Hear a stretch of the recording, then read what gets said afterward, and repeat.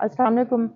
मैं इंचार्ज तहफ़्फ़ुज़ मरकज़ डेरा Ghazi Khan Zubaida sub inspector बात कर रही हूँ। अभी कुछ दिन पहले हमारे पास 2 ग्रुप हैं ट्रांसजेंडर कम्युनिटी से, उनकी आपस में लड़ाई हुई है। उससे पहले ही उनका काफ़ी अरसा से इनका आपस में क्लैशेस चल रहे थे, जिस बिना पर इनकी लड़ाई हुई है। उन दोनों ग्रुप्स में से एक ये हमारे पास आई हैं बाबरा, एप्लीकेशन लेकर आई।